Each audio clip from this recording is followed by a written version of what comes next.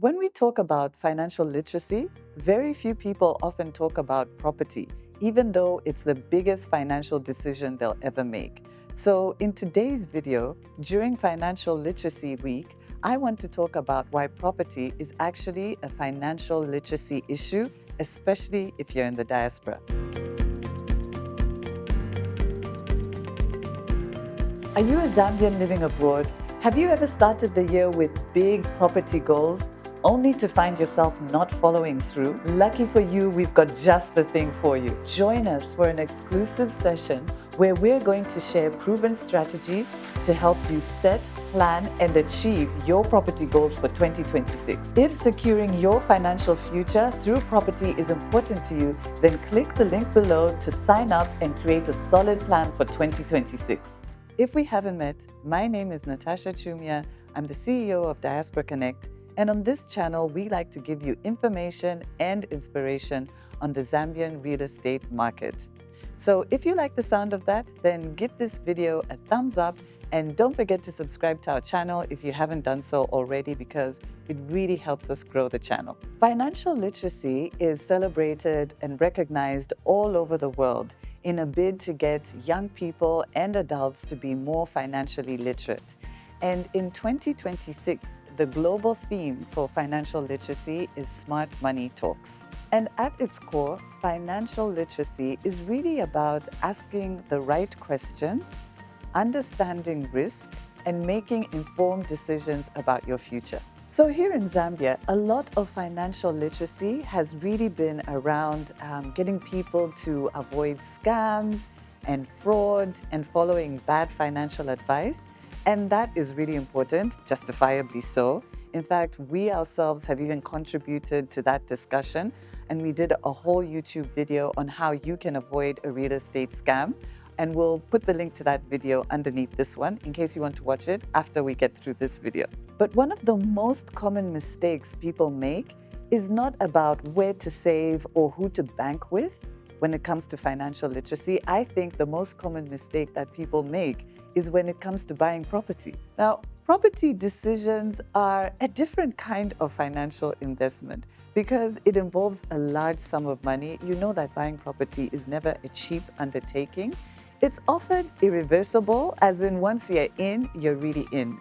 Now, unwinding or correcting a bad property mistake can be very difficult and costly. And sometimes those bad decisions can take decades to resolve.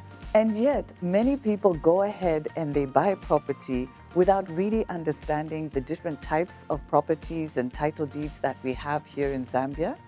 Sometimes they don't really know how to ascertain ownership and the status of title. There can also be very little understanding of the legal process and also not much understanding about the different types of land tenures that we have, meaning customary land and state-owned land. Very often, there's this overemphasis that we have on price, rather than looking at things such as return on investment, value for money, and also the long-term cost implications of buying a particular property. So for me, that's not bad luck leading to a bad decision.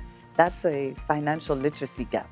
And now, if you're in the diaspora, those risks are even higher because you're dealing with distance. You know, some of you haven't been home for a really long time. You're not even familiar with some of these new areas that are opening up. You're also dealing with different processes and systems, which may vary greatly from your systems that you have in your adopted country. You're also dealing with currency volatility. We've seen the kwacha crash and burn. Then we've seen it appreciate, as we are doing now. Now we've got currency regulations. There are all those things that you have to think about. And of course, you're often relying on other people who are unlicensed and unregulated to advise you and to give you information.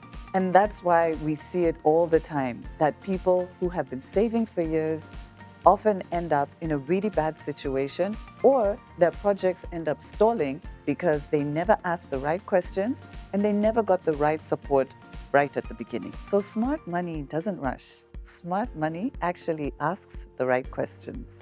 Now, one thing that I really like in this year's theme Smart Money Talks is actually the word talks. So financial literacy isn't just about having the right knowledge, it's also about having the right conversations before you send money, before you sign anything, and before you commit to buying or even building. And property shouldn't be something that you're trying to figure out as you go along.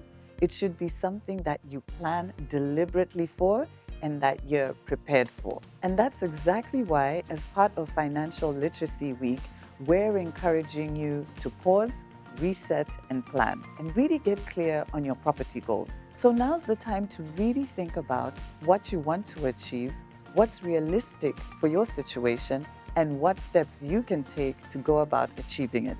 If you've ever felt unsure about where to start when it comes to property back home, this is the right time for you to get clarity and to plan. So register for our property goal setting session and get clarity on how you can plan and achieve your property goals this year. The webinar details are at the end of this video and the registration link is below this video, so register today. So if you like this video and you found it interesting and encouraging, then please do share it with just one other Zambian in your community who you know is interested in property. And again, don't forget to give us a thumbs up if you enjoyed the video, and please do subscribe if you haven't done so already. You know, it really helps us to grow the channel. And of course, chat with us on social media. We love to chat with you guys there, and it's bye for now. I hope to see you in the webinar.